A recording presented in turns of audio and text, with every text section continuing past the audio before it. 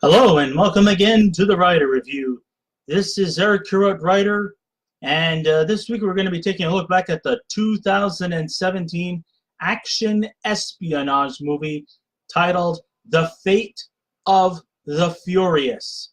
Now, The Fate of the Furious runs for 2 hours and 16 minutes long.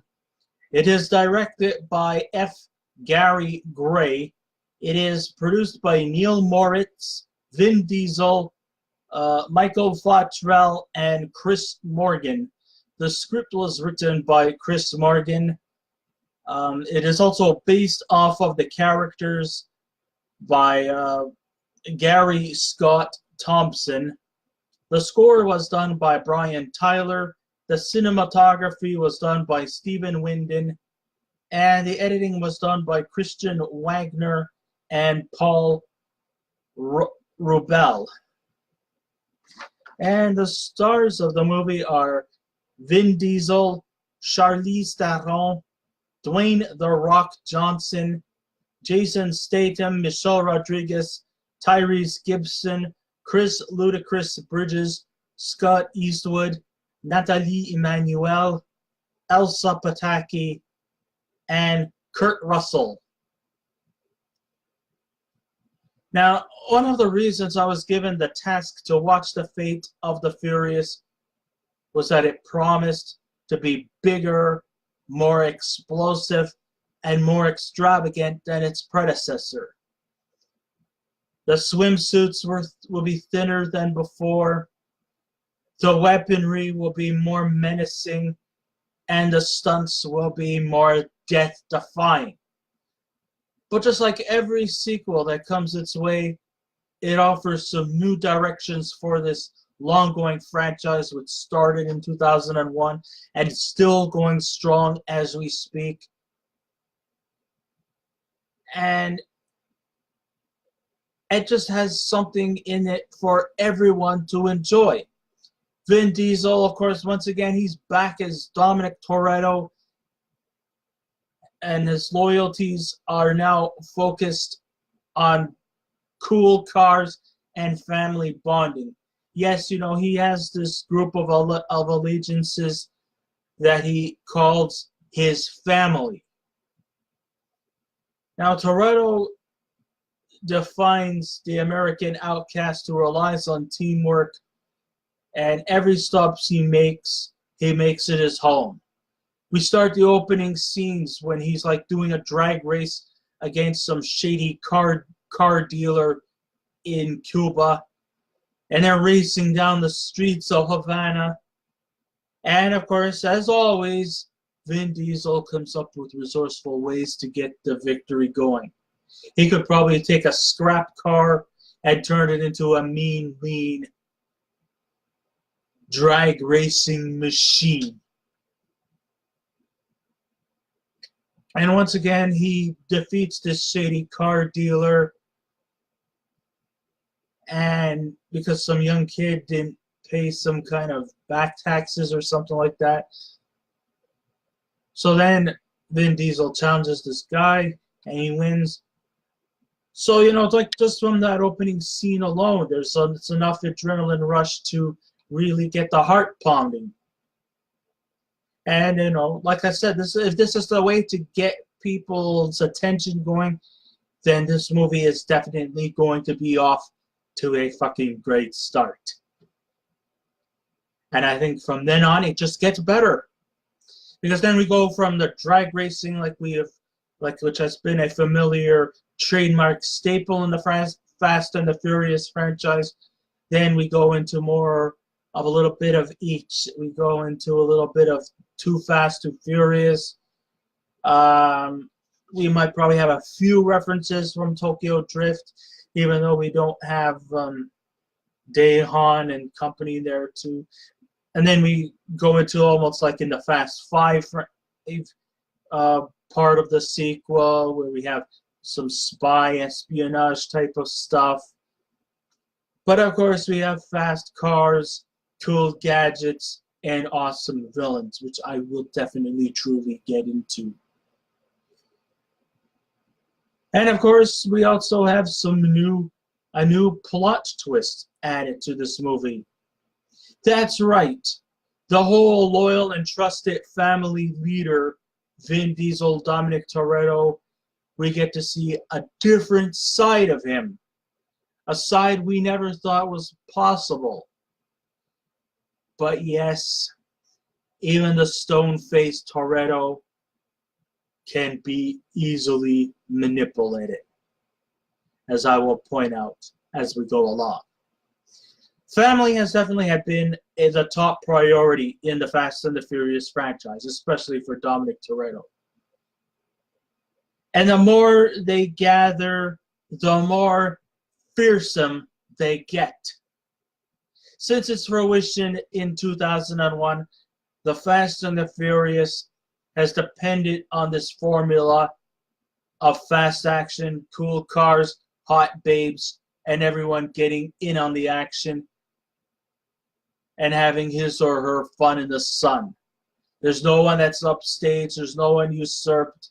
Everybody all has a big part in this film, and nobody gets like left behind or don't have much to do. Everybody has something to do here. Whether you're a hero, whether you're a villain, there's something for everyone to do, to get involved in. It's this kind of idiosyncrasy that gains its fan base to come and watch them. And because they always bring something new to the table to quench the thirst of what new ideas have next for the franchise. The film always depended on focally on Toretto and his wife Letty, played by Michelle Rodriguez. Though she wasn't in all the sequels, she was always often mentioned by name, and their dependency of their allies. Most prominently, cop-turned-partner Brian O'Connor, played by the late Paul Walker. And yes, many people have often wondered, is this franchise going to continue even without Paul Walker? I mean, it's like they never actually mentioned him being deceased, but they do take a few liberties to gain some respectable nods to Paul Walker / Brian O'Connor. I mean, they mentioned that O'Connor and Toretto's sister Maya have retired from this operation, even though it's quite clear that Walker's dead.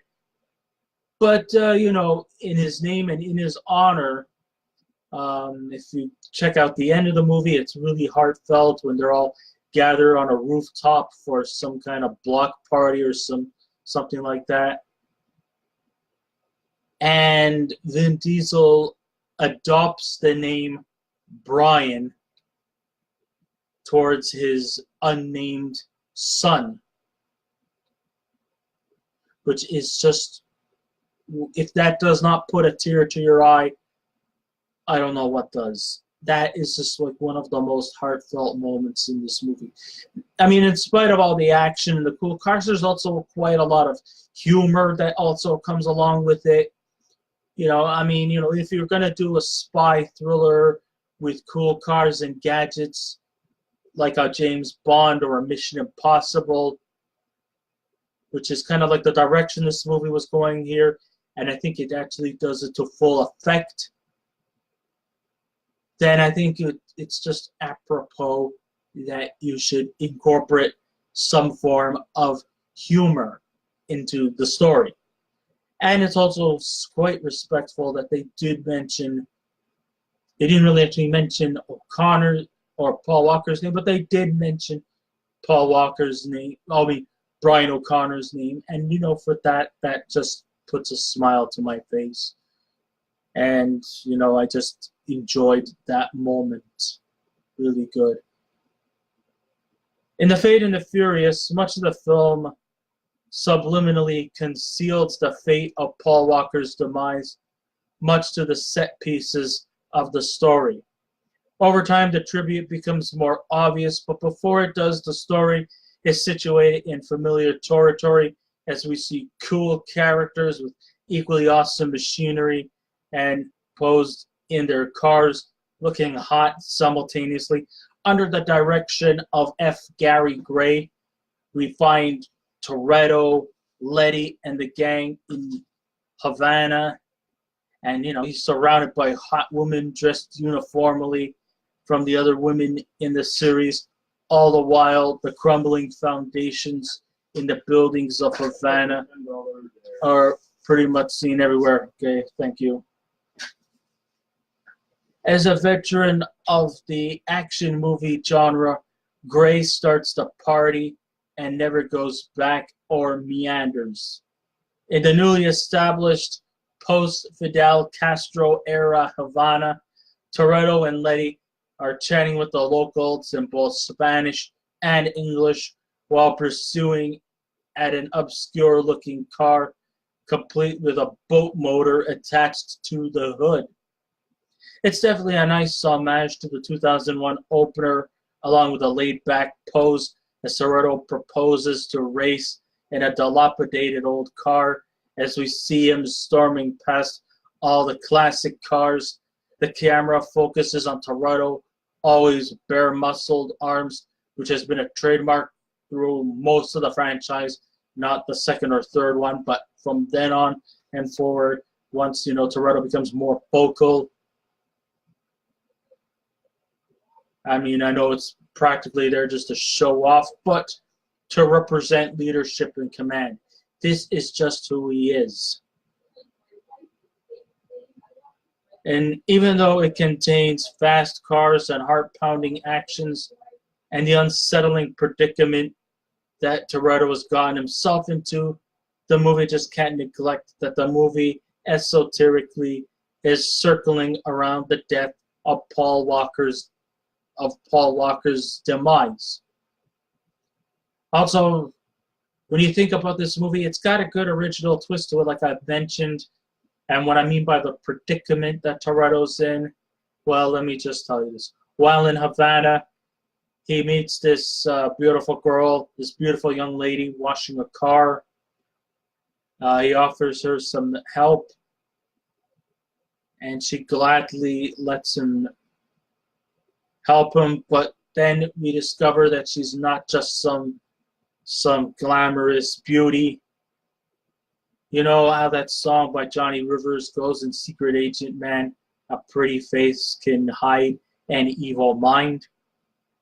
Well, this beautiful young lady definitely defines that substantially. It turns out that she is a cyber terrorist who goes by the name of Cypher, and she is just a genius when it comes to manipulating. She can manipulate your computer systems. She can manipulate your car. She is the definitive big sister, and her wrath is practically universal. I mean, if she had her own way, she could probably use a simple touch of a button and manipulate the entire planets of the solar system and the galaxy. If she had her way. With her not necessarily in the front ground, her wrath is practically everywhere. She is like the metaphoric beast who is not like there in the physical sense, but she makes her presence really known. She and her gang of enforcers, researchers, technical geniuses around, she has the power to control practically everything. It's like you would probably get in your old car, and the car will end up almost like having a mind of its own.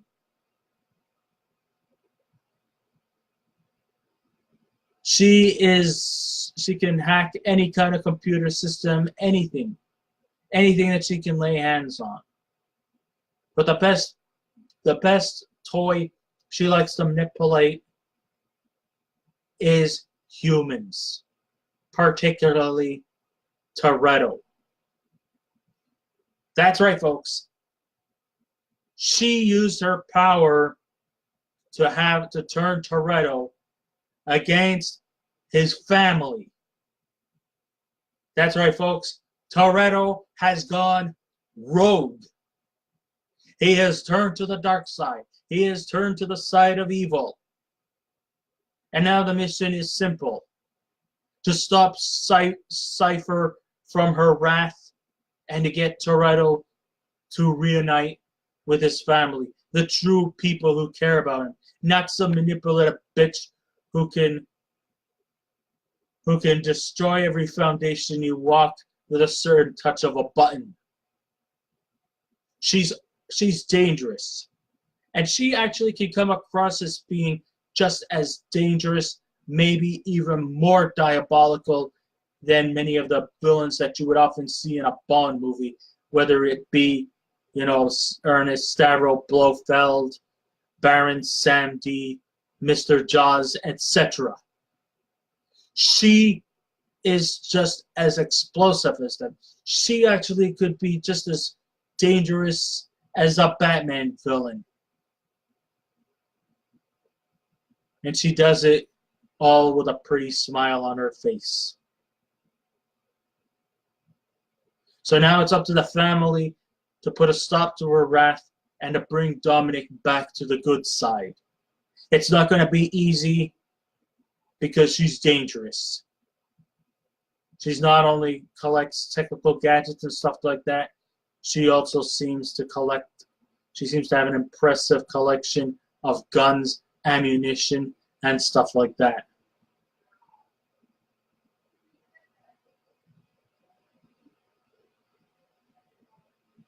She's definitely no cakewalk.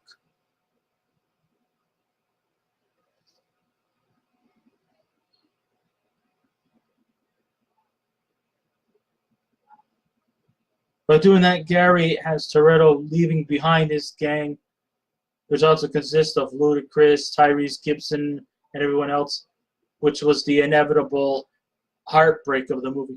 Meanwhile, all the heavies of an expanding franchise come and do what's best.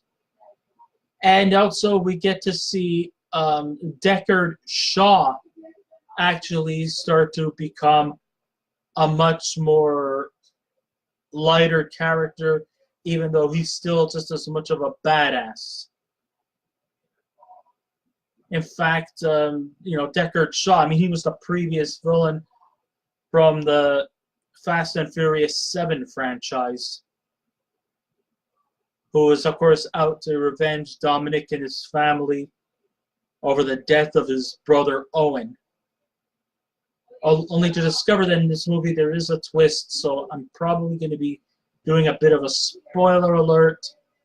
But yes, it turns out that Owen Shaw, Deckard's brother, is still alive. Oh yeah, I forgot to also mention we also had a cameo appearance from Helen Mirren, who just so happens to be their mother. Sure, she's majestic looking and sips tea like she's the queen. And she's just about as all the stuff about the British stereotypes. But hey, it still plays off for some good comic relief. And yes, Deckard Shaw definitely, truly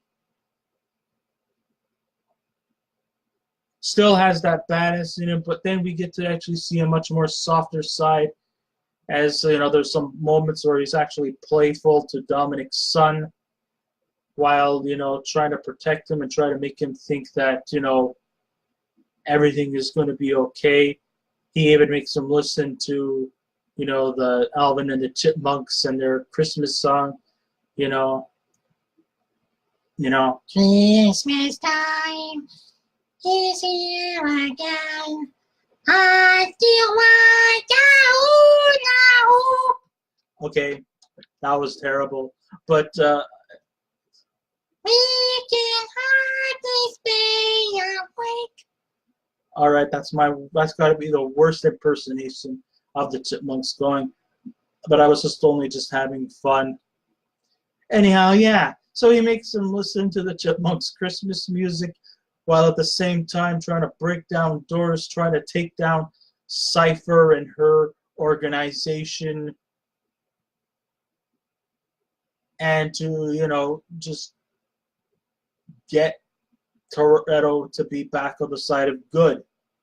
While we get to actually see a different side of Deckard Shaw, we get to actually see him actually become more of a sympathetic character, rather than just a one-dimensional villain, which gives us the impression that, I guess from the previous Fast and the Furious movie, we think of him as just being a one-dimensional bastard.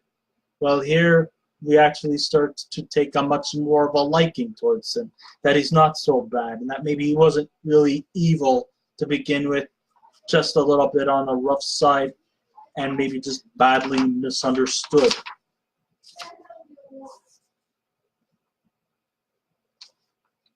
So Toretto has to take down the villain in the movie. It's good to see that Dwayne Johnson is back again as Logan Hobbs, who still has bad blood for Toretto, but is willing to team up with him when the going gets tough.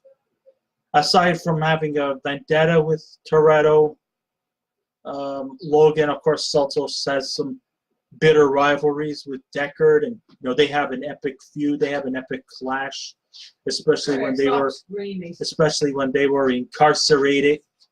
There was some fun scenes there.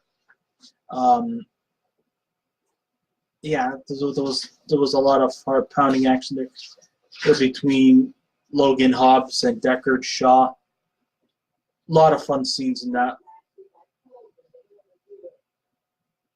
We also have, it's also good to see Kurt Russell. He's back again.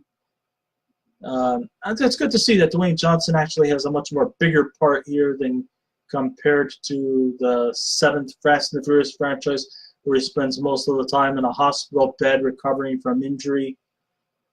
Here, he's playing a bigger role, sort of almost like a second in command to the family that Toretto turned against.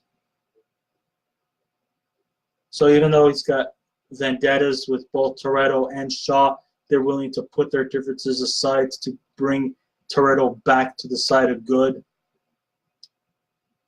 It's also notable returns. I'm glad to see Tej and Roman, played by Ludacris and Tyrese Gibson. They're back again.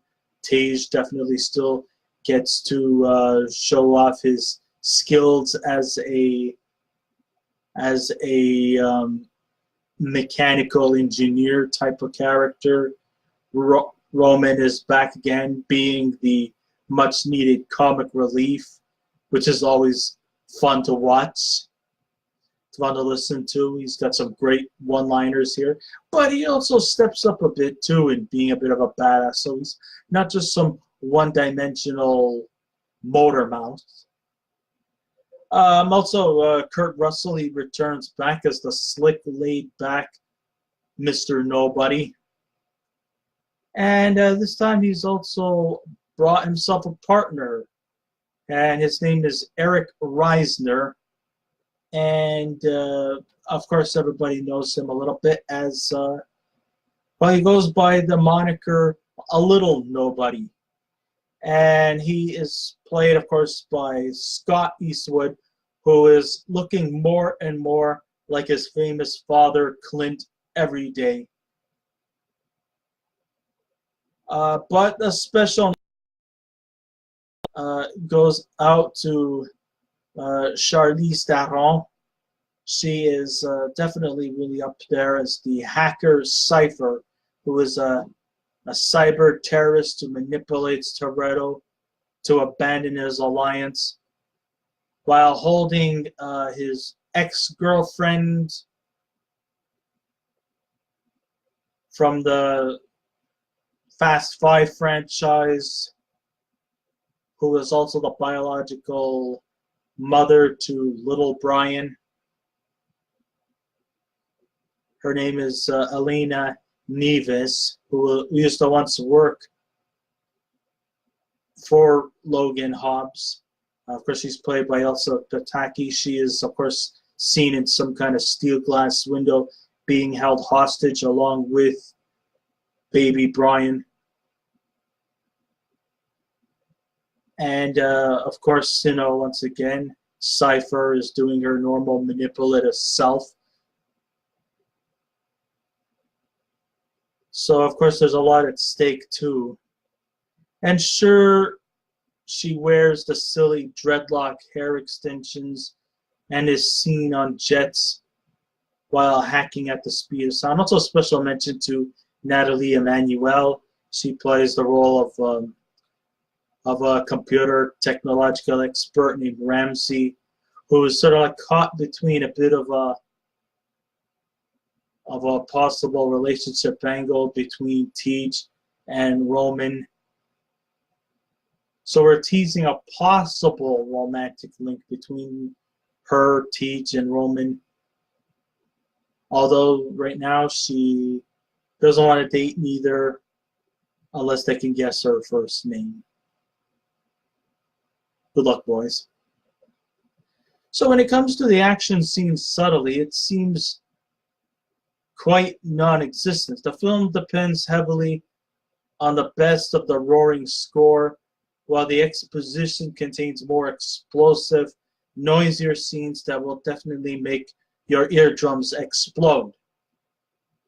The cars zoom as the story gets more surreal by the minute, and as the traditions of the franchise, the cars and the characters truly defy the laws of gravity like you would expect. The New York scenes, the cars take shortcuts by driving through buildings while sporting gadgets and gizmos that would make James Bond green with envy. There's even a Bond-like fight scene in Russia where even a subterranean vehicle materializes. Because you know how much these Russians love their subterranean apparatuses.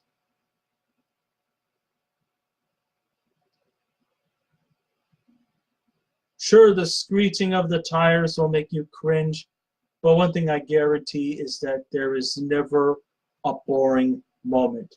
Sure, it can fall victim to being predictable to the point of self-parody, and as the rule of thumb, characters must destroy and blow things up as they emerge triumphant, so that they can tease us for another sequel, which I think they're due for 2 or 3 more before this finally closes. Maybe there might be some spin-offs in the near future just to keep the franchise alive. But I really kind of knew from the beginning that they're going to make another sequel because everyone is just hungry for another Fast and the Furious franchise. Maybe we might see Cypher return again. Who knows?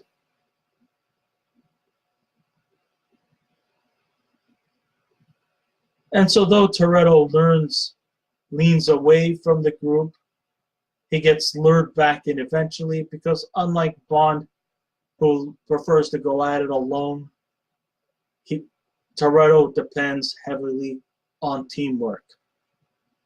Sure, the cast is multi-diversive in ethnic and culture. It's the power of teamwork that gets the job done. Toretto might be the ringleader, but it's the crew itself that dominates because everyone brings something to the table and no one is either upstaged or usurped. Maybe Toretto might be the leading character, but that doesn't mean that the supporting players are unimportant. They all have something to do. So in the thick of things, I would have to say I really, truly recommend everyone to see this movie. It's exciting, it's fast-paced, and if you're a fan of the franchise, you'll probably love this movie tremendously. Once again, they definitely do a great tribute to Paul Walker, Brian O'Connor's character,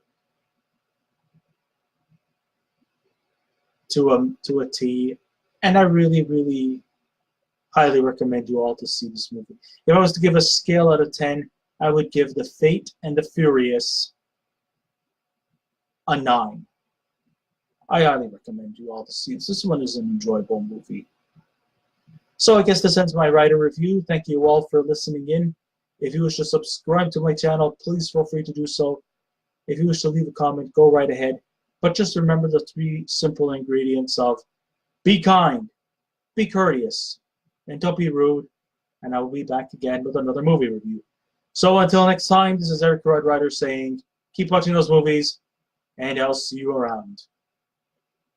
Goodbye.